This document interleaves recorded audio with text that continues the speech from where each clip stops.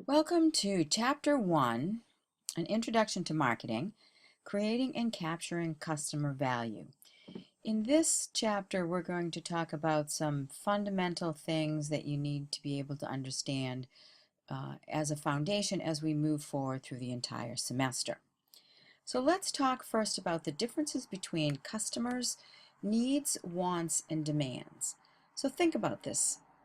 Things that we need are physical needs like clothing and food and warmth and safety. Some of our social needs are belonging and affection. Think about your activity on social media. That's focused on social needs. And then there are some individual needs like knowledge and self-expression, being able to be and do you, right? So those would be needs. Wants are the things that are needs, we think are needs, but they're shaped by our culture. And then finally, we've got demands. Demands are when needs or wants are backed by money, and we're able to actually purchase something. Consumers' needs and wants are fulfilled through market offerings. So let's back up for just a second. You need food, but you don't necessarily need a double sausage burger from Dunkin' Donuts, right? So food is a need. Some kind of nutritional food is a need.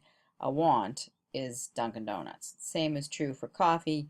You might think that you need coffee because you need it to wake up in the morning, but that's still a want that's been kind of programmed into our society.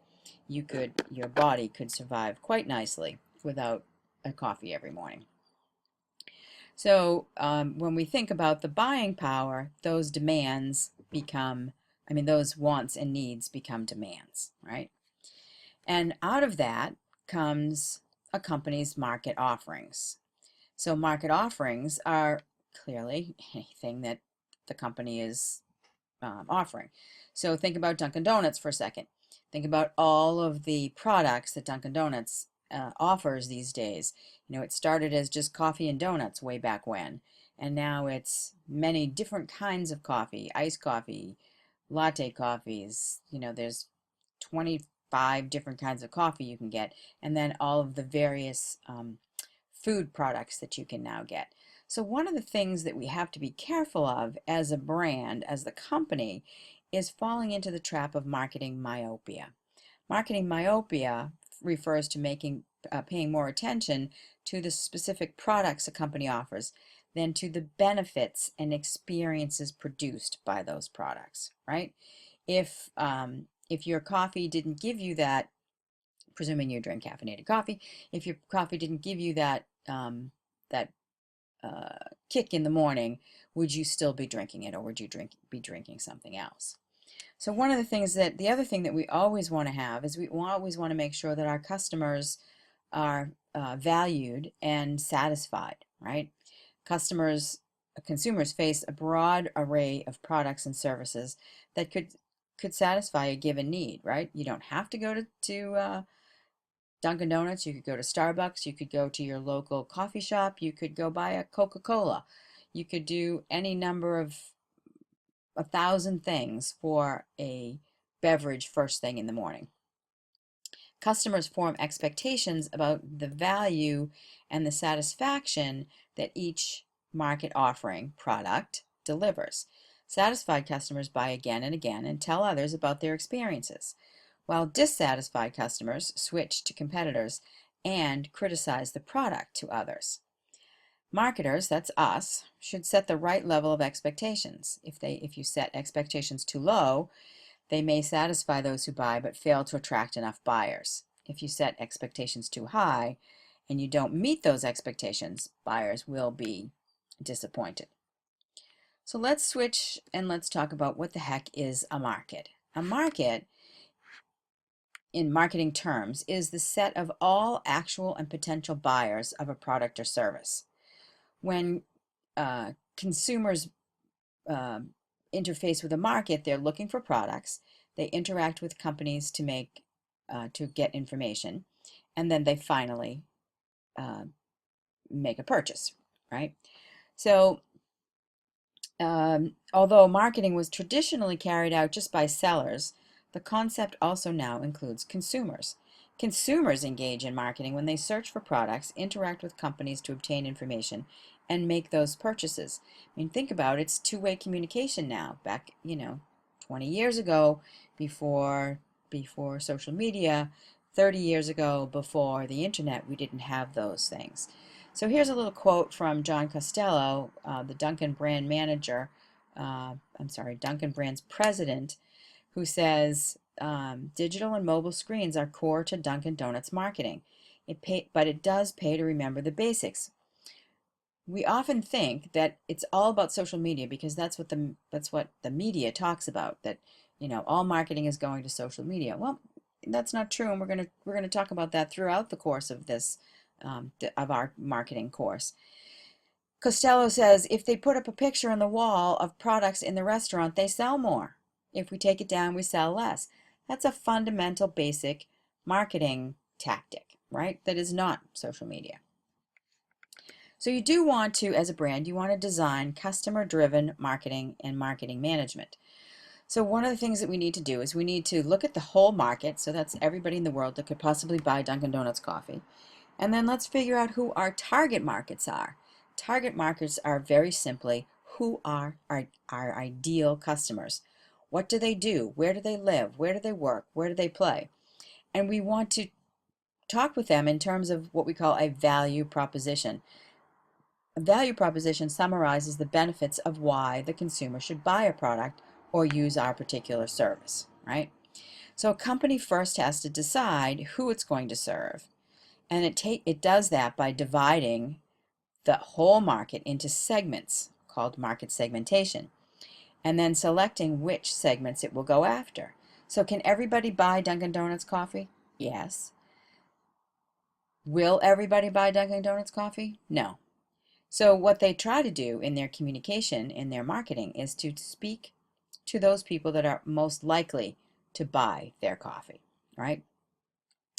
The value proposition, what they say about their brand, then differentiates them, one brand for another.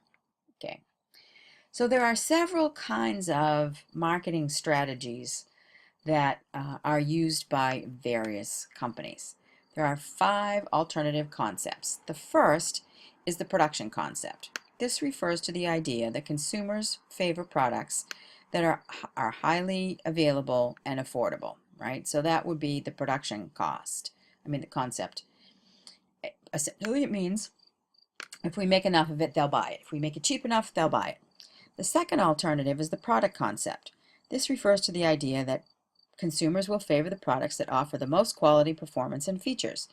So that's where companies like Apple come in. If it's all about the product, right? How good we can make it, and when we do, people automatically buy it. The third is the selling concept. This refers to the idea that consumers will not buy enough of the firm's product unless the firm undertakes a large-scale selling and promotional effort. So that would be here, if we hire the best sales reps and we just push people to purchase, they will do so. Think about used cars and timeshare properties as companies that use a high-pressure selling concept. The fourth alternative, and the one that we use most these days, is the marketing concept. This philosophy achieves organizational goals based on knowing the needs and wants of our target market and then delivering those satisfactions better than competitors do. So that's really important. When Dunkin' Donuts wanted to expand beyond coffee and donuts and get into the lunch business, they were trying to serve the needs of a different market segment who could expand their sales by providing lunch alternatives. And then finally, we have something that's called the societal marketing concept. If we balance the needs of our profit with customer wants and the world's need, then they will buy.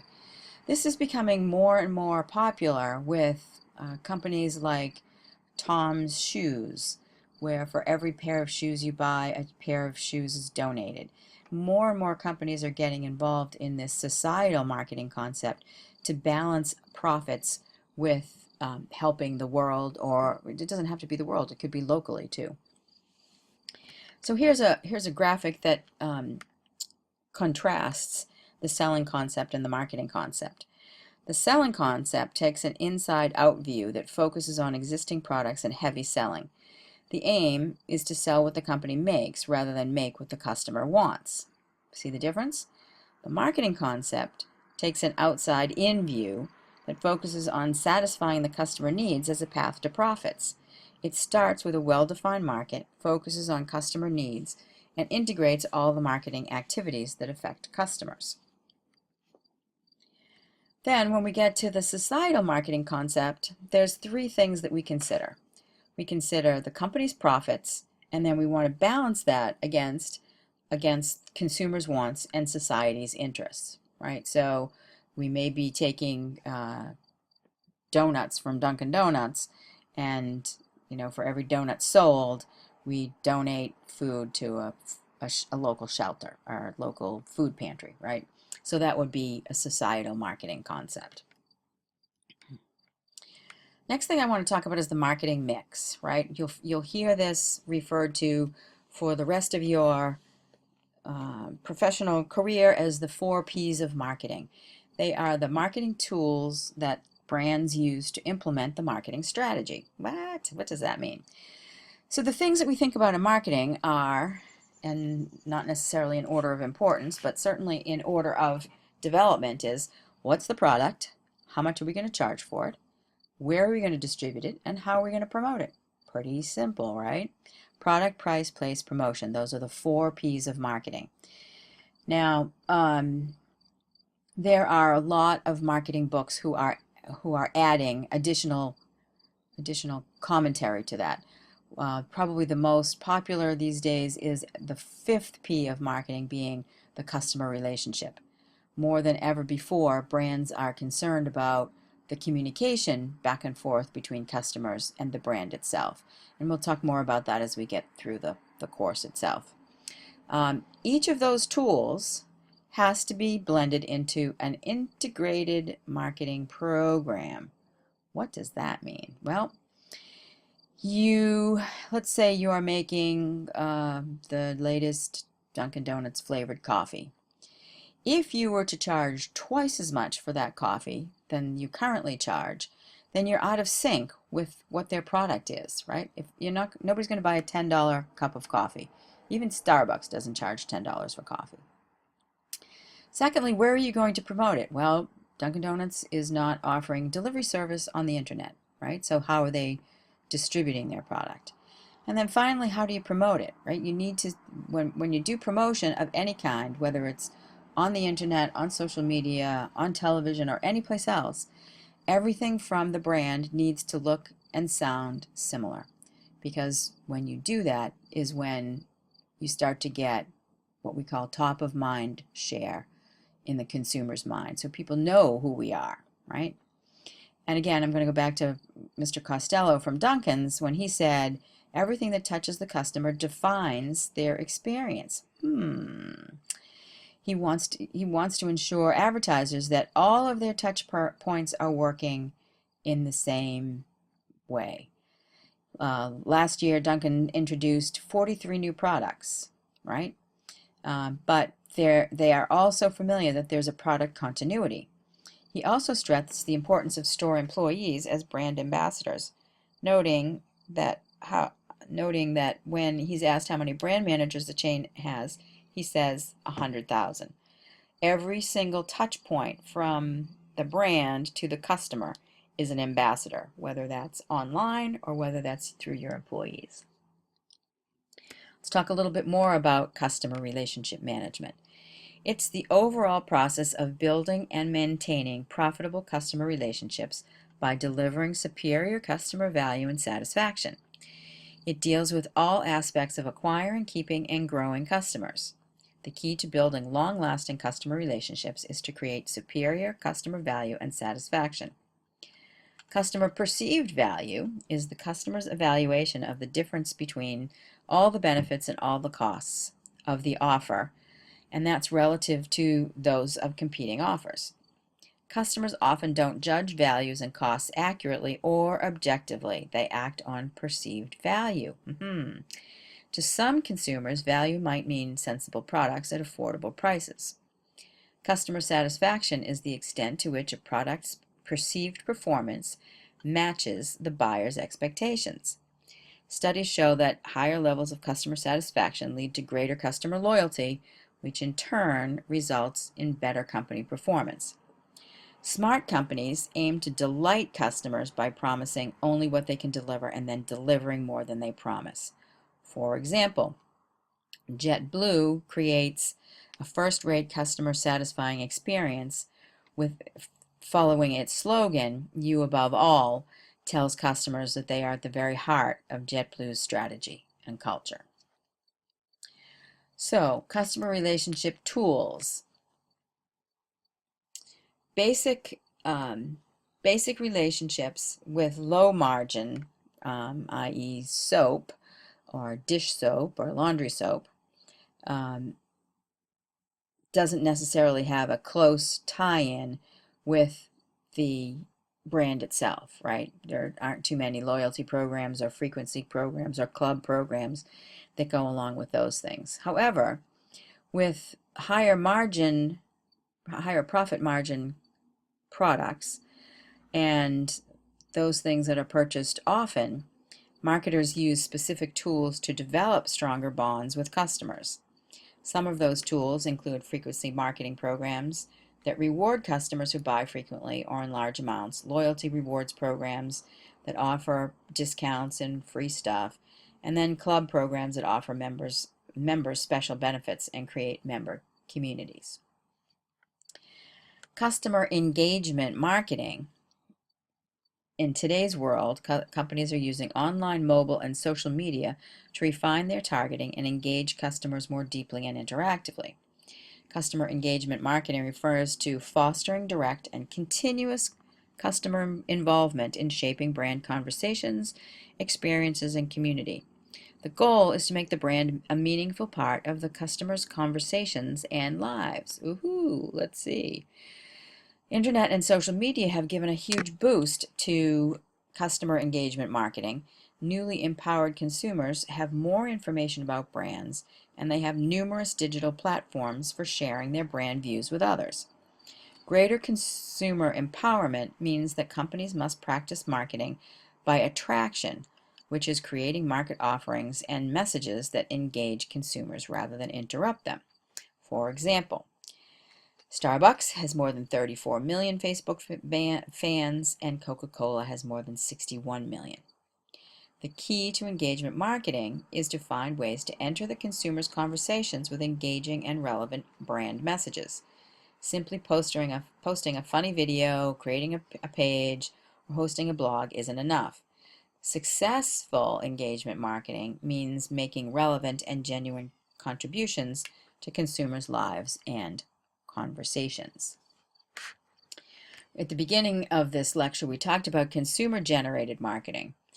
Brand exchanges created by consumers is also known as earned media, right?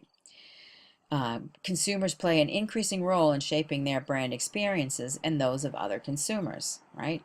Consumers offer their opinions in consumer-to-consumer exchanges and also on brand pages, right? Increasingly, companies are inviting consumers to play an active role in shaping products and brand content. For example, Heinz has invited consumers to submit homemade ads for its ketchup brand on YouTube and received more than 8,000 entries. So how do we do this? How do we keep loyal customers? Keeping loyal customers makes great economic sense. They spend more and stay around longer. It costs less to promote to them. Customer lifetime value, this is an important term that you need to understand. Customer lifetime value is the value of the entire stream of purchases a customer makes over the lifetime of their patronage. Customer defections, losing a customer means losing more than a single sale. It means losing the entire stream of purchases that the customer would make over a lifetime. For example, If the average customer at a that a brand spends about $100 a week, shops 50 weeks a year, and remains in the area for 10 years, this customer, if they have an unhappy experience and changes to another supermarket, has lost $50,000 in lifetime value. The loss can be much greater if the disappointed customer shares their bad experience with other customers and causes them to defect. In fact, a company can lose money on a specific transaction but still benefit greatly from a long-term relationship. This is why brands like LL Bean offer money-back guarantees no matter what, no matter how long. Because whatever they're going to lose in taking back that pair of shoes that's clearly worn out after 15 years, they're going to gain in great reputation and that customer coming back again and again. So I want to take a second and just walk you through how customer lifetime value translates. Let's say at Dunkin' Donuts we buy one large coffee every day, 5 days a week. So we buy one large coffee at $2.09, 5 days a week, that's worth $10. Over a year, it's worth just over $500. But look at this. Over 20 years of going to Dunkin' Donuts, it's worth $10,000. And if we add us having a donut once a week, it's another $950. So customer lifetime value is a key metric in marketing. So when Dunkin' Donuts is using Gronk to advertise, they're not looking so much towards that $2.09 cup of coffee. They're looking for the total $10,000 in value that we're going to be to them over time. Okay, customer equity. The aim of customer relationship management is to produce high-quality customer equity. This refers to the total combined customer value of lifetime, and it's a measure of the future value of a company's entire customer base, right? So every time Dunkin' Donuts gets a new customer, they can say, well, I can add, $10,000 over time to my bottom line, right? So customer equity is a great measure of a firm's performance. Whereas sales and market share reflect the past, customer equity suggests a value for the future. For example, though Cadillac had a huge share of the luxury car market, most of its buyers were in the older age brackets, and average customer lifetime value was falling. In recent years, Cadillac has struggled to reinvent its target market by focusing on a younger generation of consumers to maximize the lifetime value of these customers, right? So you're not going to buy just one Cadillac, you're going to buy many Cadillacs. We're getting close to wrapping up this lecture, but I wanted to walk you through a map of the entire marketing process.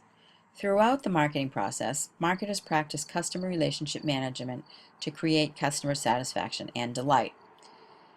In doing so, the firm must work closely with marketing partners both inside the company and throughout its marketing system. So as you can see from this model, it starts with understanding the marketplace and the consumer's needs and wants, right? And then, if we go to two different things. We design a customer-driven marketing strategy, which turns into selecting the right customers. We also research customers in the marketplace. We need to understand who our customers are and what their buying structures are. We also need to decide on a value proposition. I'm in the second column over here. So the value proposition, and we're going to spend a lot more time on this later in the course. How do we decide what the most important thing is to our customers and how it's different from our competition? And then we need to create an integrated program that delivers value, right? Our product has to, we have to stand behind our product. The pricing connects to the value of the product. We have to distribute it in places where it makes sense and promote it by communicating this value proposition over here. Finally, we are building profitable relationships that create customer delight. That is really important, creating customer delight. building engagement with customers, creating partner relationships, and ultimately capturing value to create profits and equity, right? So we want satisfied and loyal customers that we can predict their lifetime value, and we can increase their market share, increase our market share, as well as the share of customers, sometimes known as the share of wallet. So when Dunkin' Donuts went from just coffee and donuts to lunch two, what they were trying to do is they were trying to get us to spend more out of our wallets at Dunkin' Donuts than, let's say, at Subway. So that kind of wraps up what we've done for Chapter 1. I just want to do a quick summary that some of the things that you've learned in this module. You've learned some definitions of key marketing terms. You've learned about the importance of the marketplace. You've learned about key customer elements, driving customer-driven marketing for customer delight. And you've also learned a little bit about the introduction of target marketing and the marketing mix. And that concludes Chapter 1.